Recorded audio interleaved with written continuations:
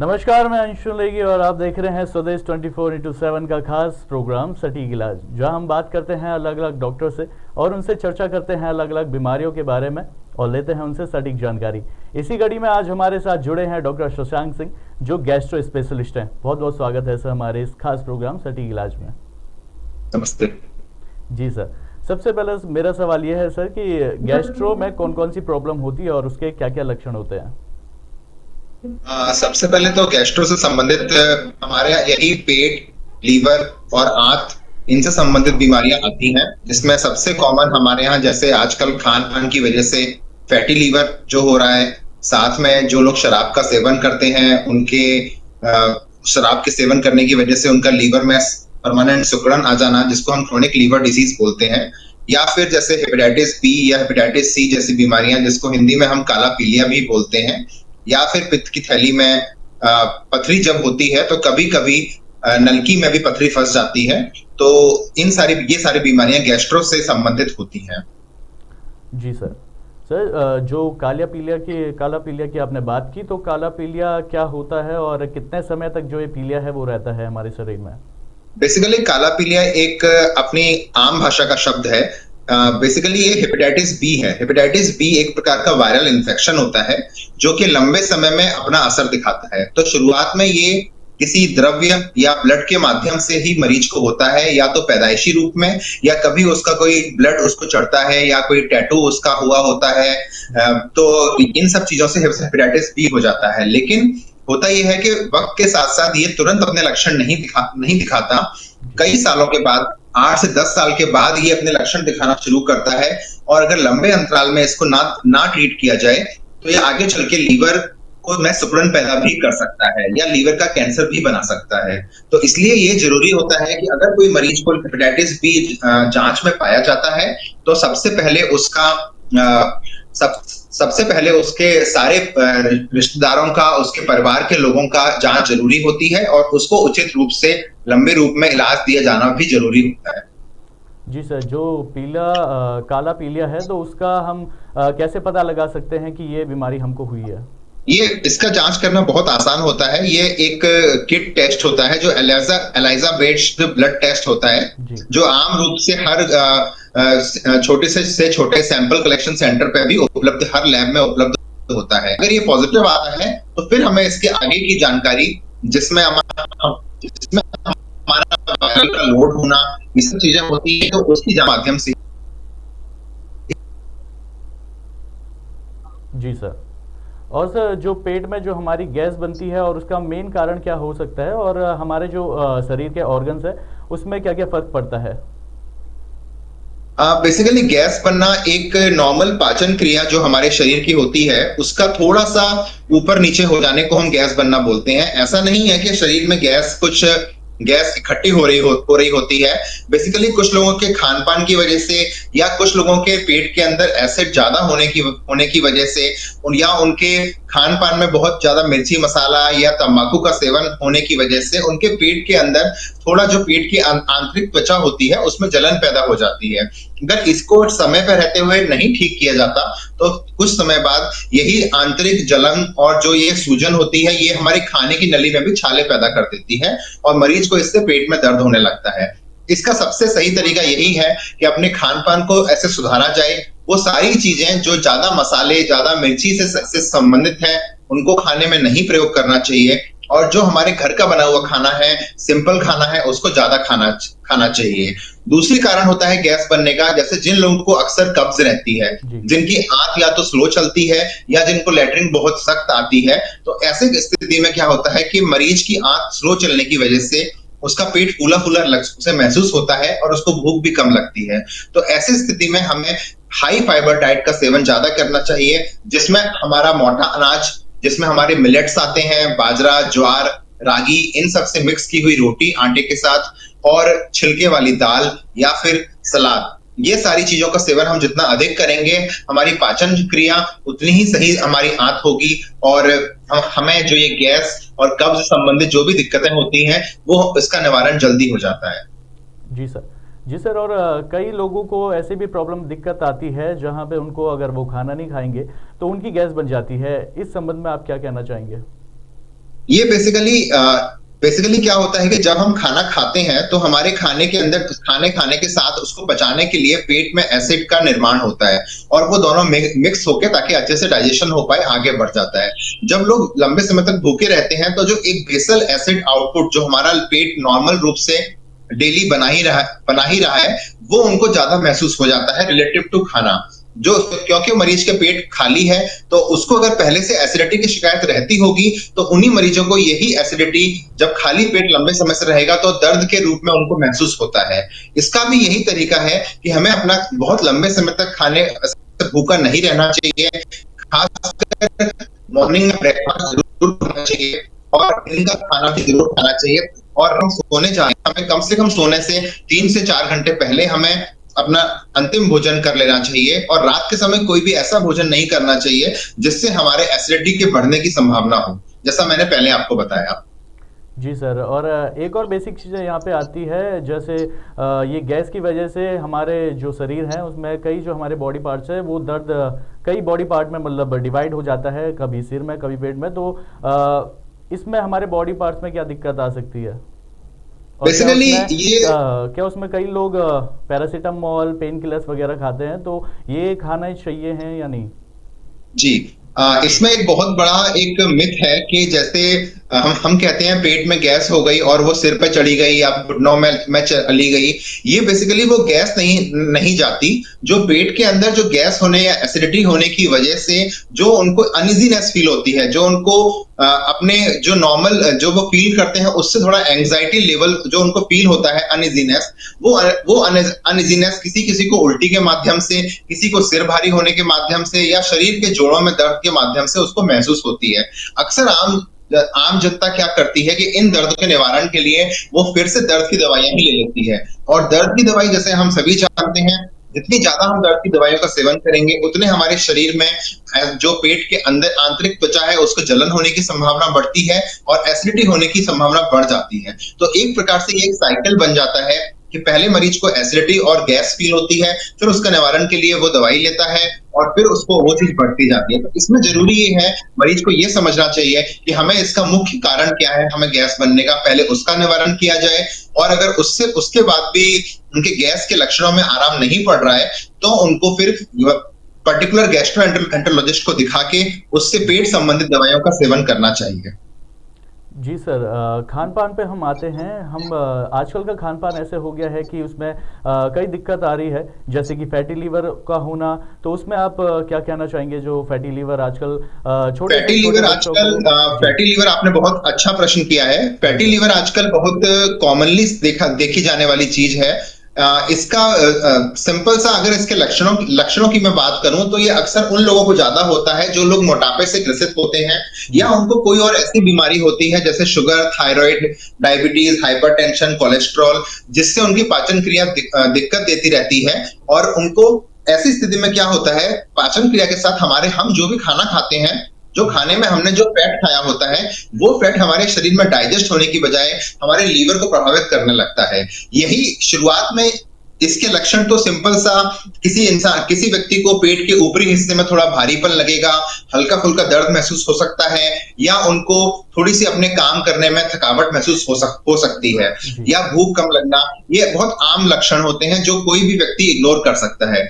इसके लिए सबसे पहले हमें एक अपने एलएफटी की जांच करानी चाहिए, जिसमें हमारे 2 एंजाइम्स होते हैं जो एलएफटी की जांच में आते हैं, एएसटी और एएलटी।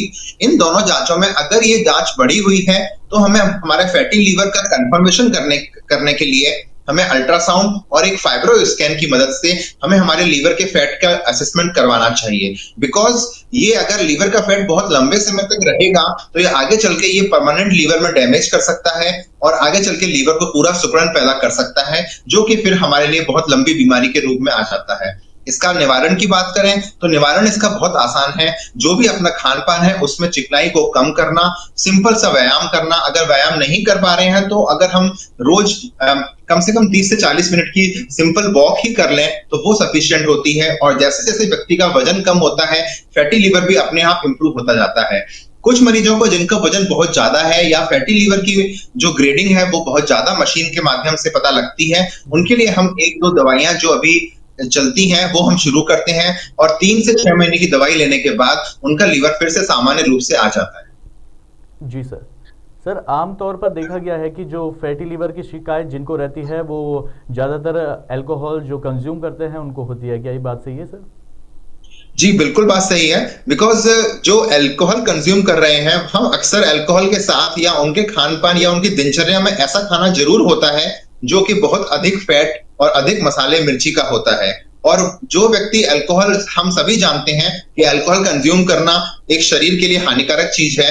तो जो भी अपने शरीर के प्रति थोड़ा अपना प्रेम रखता है और थोड़ा स्वास्थ्य के लिए जागरूक होता है वो शराब का सेवन व्यक्ति नहीं करता है। तो जो अक्सर शराब का सेवन अत्यधिक सेवन करने वाले जो लोग होते हैं उनकी दिनचर्या और उनका खान पान भी ऊपर नीचे होने की वजह से उनको भी लीवर में फैटी लीवर बहुत कॉमनली दिखता है। और फैटी लीवर अगर किसी किसी को नहीं भी होता तो लंबे समय से शराब के सेवन की वजह से उनको क्रॉनिक लीवर डिसीज, जिसको हम अल्कोहलिक लीवर सिरोसिस भी बोलते हैं, वो उनको पैदा हो जाती है। इस बीमारी में आगे चल के बहुत दिक्कत होने की संभावना रहती है, जिसमें लगातार पीलिया का बने रहना, पेट में पानी बढ़ना या कभी खून की उल्टी हो जाना या बेहोशी छा जाना, ये सारी चीजें जो कि आखिर में जानलेवा साबित हो सकती हैं। इसलिए मैं सभी अपने श्रोताओं से यही प्रार्थना करूंगा कि आप अल्कोहल का सेवन कम से कम करें, जितना हो सके उससे दूर रहें। और अल्कोहल और तंबाकू दो ऐसी हमारे सामाजिक कुरीतियां हैं जिनको हमें जितना दूर रहा जाए उतना अच्छा है। जी जी सर।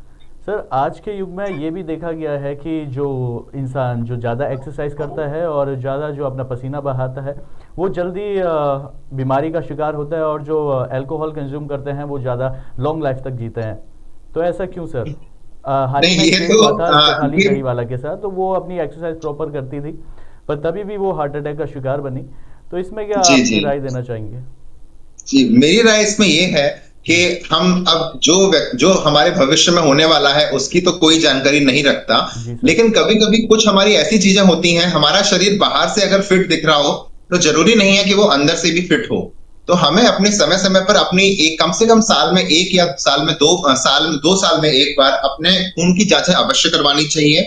साथ में हमें कोई भी ऐसी एक्सरसाइज नहीं करनी है अगर हम एथलीट नहीं है, हम उस पर्टिकुलर फिजिकल फिटनेस या हम स्पोर्ट्स पर्सन नहीं है, तो हमें इतनी एक्स्ट्रा एक्सरसाइज करने की जरूरत नहीं है। हमें ये देखना है जो हमारे शरीर के लिए आज की डेट में जो एक पर्याप्त हमारे लिए रिक्वायर्ड एक्सरसाइज है हम वो करें। हम इसके साथ अपना कैलोरी काउंट को मेंटेन रखें, जितनी हमारे बॉडी का वजन है उसके हिसाब से कैलोरी काउंट को मेंटेन रखा जाए। और धीरे धीरे जैसे जैसे हमारे शरीर की क्षमता बढ़ती जाए तो हम अपनी एक्सरसाइज का लेवल बढ़ा सकते हैं। आजकल क्या होता है कि हम जिम में जाते हैं, बहुत लंबे समय तक पहले तो भूखा रहते हैं पतला होने के लिए, फिर कुछ ऐसे सप्लीमेंट्स का यूज करते हैं। कुछ सप्लीमेंट्स तो अच्छे होते हैं लेकिन कुछ सप्लीमेंट्स मार्केट में जो अवेलेबल है वो थोड़े से मिक्स्ड और पायरेटेड वर्जन्स भी होते हैं, तो उनका सेवन करते हैं। उसके बाद हम अपने शरीर के सारे जो वाइटल ऑर्गन है, जैसे हमारा हार्ट है, हमारा ब्रेन है, हम उसको अननेसेसरी बहुत ज्यादा स्ट्रेस में अचानक से पैदा कर देते हैं। तो ऐसी स्थिति में ब्रेन का स्ट्रोक होना या हार्ट अटैक होने की संभावना बहुत ज्यादा बढ़ जाती है। तो मेरा यही रिक्वेस्ट है कि सबसे बेहतर एक्सरसाइज अगर कोई व्यक्ति नॉर्मल दिनचर्या का पालन कर रहा है, सारे व्यसनों से दूर है, तो सबसे बेहतर उसके लिए है एक सिंपल वॉक करना। वॉक करने में जब उसको कोई परेशानी ना हो 1 घंटे की, तो धीरे धीरे वो उसको जॉगिंग में कन्वर्ट करे, फिर धीरे धीरे रनिंग में कन्वर्ट करे। इसके बाद वो जिम या मांसपेशियों वाली जो एक्सरसाइज होती है उस पे आए, लेकिन वो भी धीरे धीरे उनको अपग्रेड करें। हमें एकदम से अपग्रेड नहीं करना है कोई भी चीज, क्योंकि हमारे शरीर की भी एक फिजिकल कॉम्पिटेंसी है, एक उसकी फिजिकल लिमिट होती है। अगर हम अपने शरीर को मेरा शरीर मेरा 1-2 दिन बर्दाश्त कर सकता है, बट उसके बाद ज्यादा बर्दाश्त नहीं कर पाएगा। जी सर। सर जी, आमतौर पर आजकल के बच्चे ज़्यादा जिम करते हैं और साथ ही साथ में वो एक से एक चीज़ें जो प्रोटीन हो गया, प्रोटीन शेक्स हो गए, अपना प्री वर्कआउट हो गया, क्रेटिन हो गया, क्या ये लेना आवश्यक है? और इससे काफ़ी साइड इफ़ेक्ट्स जो होते हैं, क्या आप इस बारे में थोड़ा बता पाएंगे हमको? जी नहीं, जिम करना डेफिनेटली एक अच्छी आदत है और ये सबको करनी चाहिए। जी। लेकिन जिम में जिस प्रकार से हम आजकल के जो यंगस्टर्स होते हैं वो वीडियोस या फिर जो जो हमारी सेलिब्रिटीज होती हैं या जो बॉडी बिल्डर्स होते हैं उनको देख के उनकी एक्सरसाइज को कॉपी करते हैं, वो थोड़ा गलत है। हमें एक प्रॉपर गाइडेंस में या तो ट्रेनर या कोई भी हमारे जो टीचर होते हैं उनके गाइडेंस में ही अपनी लिमिटेशन के हिसाब से एक्सरसाइज करनी चाहिए। साथ में सप्लीमेंट्स की मैं ये बात करूंगा कि हमारे खान पान में सब चीजों का मिक्स होना चाहिए। होना चाहिए, जिसमें हमारे कार्बोहाइड्रेट, प्रोटीन और फैट तीनों चीजों का मिश्रण जरूरी है और कुछ मल्टीविटामिन्स का भी होना जरूरी है। अगर हम ये सब हमारा खान पान में हम नॉर्मल रूप से खाते हैं तो हमें एक्स्ट्रा सप्लीमेंट लेने की जरूरत नहीं है। और अगर सप्लीमेंट हमें लेना भी पड़ रहा है तो हम ये निश्चित करें कि वो सप्लीमेंट बनाने वाली कंपनी एक मानक अनुसार के एफएसएसआई या कोई भी अन्य जो एजेंसियां हैं जो सारे हमारे खाद्य पदार्थों की मानक को निर्धारण करती है उस पर जरूर सर्टिफाइड हो और इसमें कुछ अननेसेसरी या कोई ब्रांड सब्सटेंसेस उसमें मिक्स ना हो। ये हमें जरूर ध्यान रखना चाहिए। जी सर। सर खान पान की यहाँ पे हम बात करते हैं, जैसे आपने कहा कि पौष्टिक आहार हमें लेना चाहिए। तो पौष्टिक आहार में अगर हम नॉनवेज में आए तो नॉनवेज में चिकन मटन लोग ये लेते हैं, तो मटन शायद से एक रेड मीट भी उसको बोलते हैं, तो इससे क्या साइड इफेक्ट हो सकते हैं? बेसिकली रेड मीट और व्हाइट मीट दो चीजें हैं, जिसमें व्हाइट मीट में अपना ज्यादातर अपना फिश आता है। फिश में हमारे कुछ फायदेमंद ओमेगा एसिड्स होते हैं, फैटी एसिड्स होते हैं जो हमारे ब्रेन और हमारे सेल्स की हीलिंग के लिए बहुत बेहतर होते हैं। तो उनको लेने से तो हमारे बॉडी में एकदम से कोलेस्ट्रॉल या फैट का स्पाइक नहीं अचीव होता, लेकिन अगर हम लगातार रेड मीट का सेवन करते हैं तो रेड मीट के अंदर थोड़ा सा कोलेस्ट्रॉल होने का चांस बढ़ जाता है, थोड़ा सा फैटी होने का चांस बढ़ जाता है। तो यही अगर लंबे समय से कंज्यूम करते रहे तो इससे ब्लोटिंग होने के चांसेस भी बढ़ते हैं, हमारे डाइजेशन पे भी फर्क पड़ता है और आगे चल के हमारी आंत में अंदर इन्फ्लेमेशन होने का भी चांस रहता है। तो अगर रेड मीट कंज्यूम करना भी है तो रेड मीट अपने आदत के हिसाब से आप हफ्ते में 1 या 2 बार कंज्यूम कीजिए। फिश कंज्यूम करना हमारे लिए हेल्दी होता है तो हम फिश भी कंज्यूम कर सकते हैं और जरूरी नहीं है कि हमारा सारा खाना सिर्फ वेजिटेरियन हो या सिर्फ नॉन वेजिटेरियन हो, हम मिक्स रूप में भी रख सकते हैं। और अगर आप नॉनवेज का सेवन भी कर रहे हैं तो सबसे जरूरी ये है कि नॉनवेज का जो सेवन होता है उसका जो नॉनवेज जो बनाया जा रहा है वो थोड़ा कम चिकनाई और अच्छे मसालों के साथ बनाया जाए, जिससे हमारे शरीर के बाकी अंगों पे या एसिडिटी होने का संभावना थोड़ी कम रहे। जी सर। सर बात करते हैं यहाँ पे हमारी खून की उल्टियाँ, जो आमतौर पर कभी भी किसी को आ जाती है, तो खून की उल्टियाँ होना ये किस बात का संकेत दे सकता है? खून की उल्टियां ज्यादातर तो अल्कोहल के जो मरीज होते हैं, जो लीवर जिनका सिरोसिस हो चुका होता है, लीवर सिकुड़ चुका होता है, उनके अंदर ये धीरे धीरे वक्त के साथ खाने की नली के अंदर मस्से बड़े हो जाते हैं और वो कभी कभी वो मस्से फट के खून की उल्टी के रूप में आ जाते हैं। तो ऐसी स्थिति में हमें पहले ये देखना पड़ता है कि जब भी खून की उल्टी हुई है उस वक्त उनका बीपी या उनका जो उनका जनरल स्वास्थ्य है, होश है, उनके वाइटल्स मेंटेन हो, उनको भर्ती करना चाहिए और उसके बाद फिर उनके खून की उल्टी होने का कारण का पता लगाना चाहिए। खून की उल्टी होना सिर्फ लीवर के मरीजों को नहीं, बाकी और भी कई चीजों से हो सकती है। जैसे बार बार किसी मरीज को उल्टी हो रही है तो कभी कभी हमारे खाने की नली में थोड़ा सा खिंचाव आने की वजह से या थोड़ा सा छाला बनने की वजह से भी उल्टी हो सकती है। तो इसके लिए हमें जितना जल्दी हो सके हमें अपने डॉक्टर को दिखाना है और उसके बाद जो भी आगे की जांचें होंगी हमें वो करवानी है, जिसमें जांचों में एंडोस्कोपी के माध्यम से हम उसका सटीक पता लगा सकते हैं कि हमारे जो खून की उल्टियां हुई हैं वो कहाँ से हुई हैं। जी सर। तो खून की उल्टी का मेन कारण क्या हो सकता है सर? अगर खून की उल्टी का मेन कारण तो जैसे मैंने आपको बताया कि लीवर में खराबी के मरीज जो होते हैं उनको पोर्टल हाइपरटेंशन हो जाता है और लीवर की नसों के अंदर प्रेशर का बढ़ जाना खून की उल्टी के माध्यम से प्रतिबिंबित होता है। या फिर किसी व्यक्ति को ईसोफेगस जो खाने की नली होती है उसके अंदर चीरा लग गया, उसकी वजह से भी ये चीज हो सकती है। या फिर पहले के समय में होता था, आजकल तो इतना होता नहीं है, कि जैसे किसी को पेट के अंदर बड़ा छाला बन गया बिकॉज बहुत लंबे समय से वो दवाइयां ले रहा है या पेट में इन्फेक्शन हो गया है और वो छाले में से वो ब्लीडिंग हो गई, तो ब्लीडिंग एकदम उसको खून की उल्टी के माध्यम से या फिर काली लेटरिन के माध्यम से, जिसमें काली पतली तारकोल जैसी जो लेटरिन अगर किसी व्यक्ति को लंबे समय से आ रही है तो ये भी एक निश्चित तौर पर एक संदेह होता है कि उसके अंदर खून का रिसाव हो रहा है। तो ऐसे मरीजों को भी एक बार जरूर अपने डॉक्टर को दिखाना चाहिए। जी सर।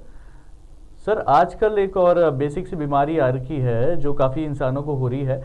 थोड़ा सा पेट दर्द होने पर वो जांच करा रहे हैं तो जांच में पथरी का जो है वो आ रहा है, तो पथरी कितनी घातक हो सकती है ये हम जानना चाहेंगे। यहाँ पथरी मैं थोड़ा सा स्पेसिफिक बात करना चाहूंगा।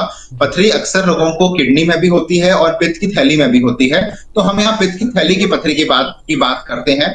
पित्त की थैली में पथरी होना बहुत आम है, लेकिन ये पथरी लक्षण के साथ हो या ना हो इसका कहना निर्धारण करना तो ये वक्त ही बताता है।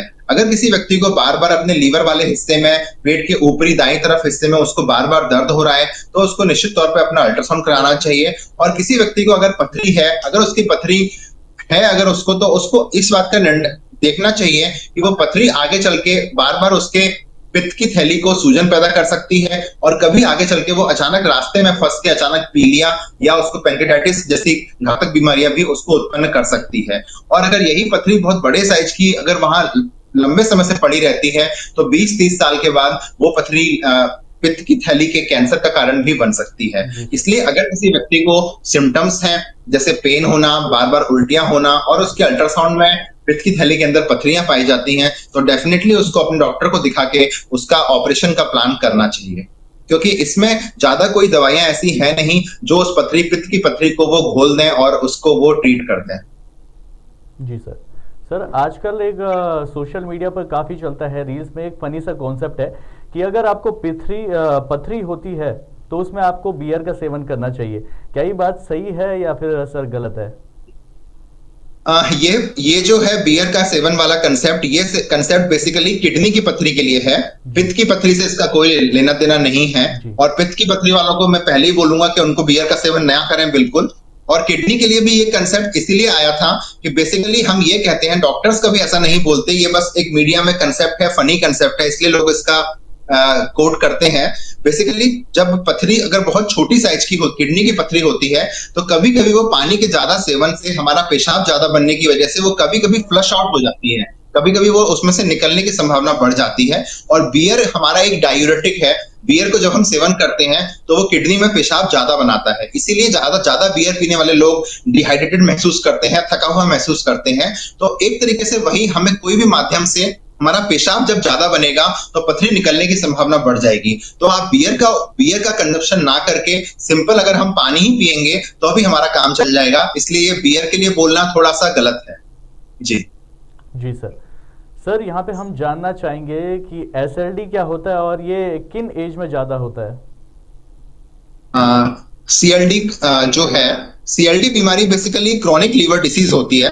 ये हम तब बोलते हैं जब हमारा जो लीवर है वो परमानेंटली सिकुड़ जाता है, क्योंकि लीवर में थोड़ा बहुत सूजन या इन्फेक्शन आने की वजह से, लीवर में थोड़ा इन्फ्लेमेशन होने की वजह से वो सिकुड़ता नहीं है, वो अपने आप को हील अप कर लेता है विद टाइम। लेकिन जब लगातार ये दिक्कतें पैदा होती रहती हैं बीमारी की वजह से या हमारे शराब के सेवन की वजह से, तो एंड में जाके लीवर हमारा पूरे रूप से सिकुड़ जाता है, फाइब्रोसिस हो जाती है, जिसको हम सिरोसिस बोलते हैं। तो ये सीएलडी एक तरीके की लीवर की अंतिम स्टेज है, जिसमें लीवर अपना खराब हो चुका होता है। तो ऐसे व्यक्तियों को फिर अब लीवर की बीमारी के लक्षण आने पैदा हो जाते हैं, जिसमें बार बार से पीलिया हो जाना, पेट के अंदर पानी भर जाना, या जैसे हमने डिस्कस किया खून की उल्टी हो जाना या बार बार बेहोशी होना, ये चीजें उनकी आगे चल के आने लगती हैं। तो ऐसी स्थिति ना हो, इसके लिए हमें जरूरी यही है कि जब भी शुरुआती तौर पे हमें लीवर के कुछ भी संदेह हो या कोई भी हमें पेट संबंधित समस्या हो, तो हमें उसे अर्लियर हम दिखाएंगे, तो उससे हम उसका बीमारी का निदान उसी वक्त कर पाएंगे। जी सर, बहुत बहुत धन्यवाद सर हमारे साथ बने रहने के लिए और हमको सटीक जानकारी देने के लिए और हमारे साथ जुड़ने के लिए। तो गाइज देखने के लिए, जी आगे की खबरें देखने के लिए बने रहिए हमारे 24/7 स्वदेश 24/7 के साथ। नमस्कार।